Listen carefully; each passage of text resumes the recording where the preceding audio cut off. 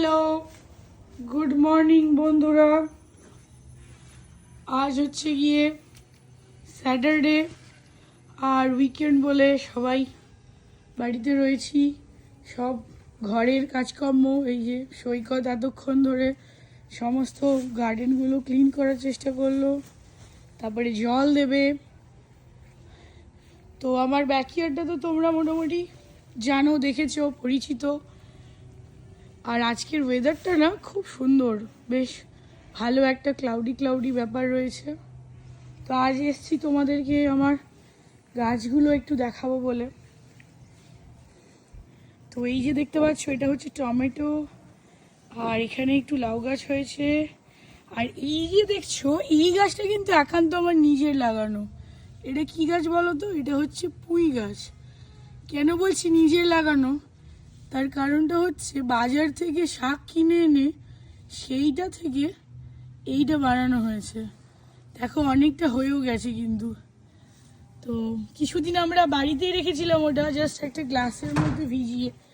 তারপরে ওটা দেখছি মাটিতে পোতার পরে কিন্তু দারুণ হয়েছে। তো যাই হোক, গার্ডেনিংয়ের শখটা সৈকতকে দেখে আস্তে আস্তে এখন আমারও ধরে গেছে। আর এই যে দেখতে পাচ্ছ বড় বড় গাছগুলো, এগুলো সব ভেন্ডি গাছ। এখনো হয়নি ভেন্ডি, এই সদ্য হয়েছে আর কি।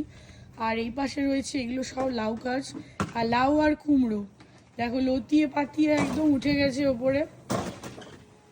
আর এই পাশে সব থেকে ইন্টারেস্টিং জিনিসগুলো রয়েছে, সেটা হচ্ছে লঙ্কা। এই দেখো ছোট্ট ছোট্ট লঙ্কা, কিন্তু ভীষণ ঝাল, ঠিক আছে।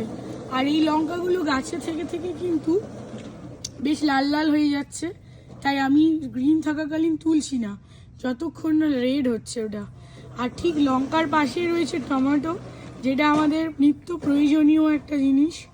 এই দেখো হয়েছে তো, সবগুলো বেশ গ্রিন গ্রিন হয়ে রয়েছে, কিন্তু এগুলো যতক্ষণ না রেড হচ্ছে আমরা তুলছি না। আর এইটা হচ্ছে হিবিস্কাস, যেটা হলো গিয়ে জবা। এটা এখনো ফুল ফোটেনি, হচ্ছে। আর ওই পাশে না আরেকটা লঙ্কা গাছ আছে, ওটাও তোমাদের দেখাবো। মানে এত সুন্দর থোকায় থোকায় লঙ্কা হয়ে রয়েছে, এই দেখো, মানে দেখেও দারুণ লাগবে। আর আমার তো তুলতে ইচ্ছেই করছে না, মনে হচ্ছে গাছেই থাকুক, বড্ড ভালো লাগছে দেখতে। এই দেখো ভিতরে একটা লঙ্কা রেড হয়ে গেছে, তো খুব সুন্দর লাগছে দেখতে আর কি, দেখেই মন জুড়িয়ে যাচ্ছে। আর যতই বাজার থেকে কিনে খাই না কেন, নিজের গাছ থেকে পেড়ে খাওয়ার যে একটা আলাদা আনন্দ, সেটা নিশ্চয়ই তোমরা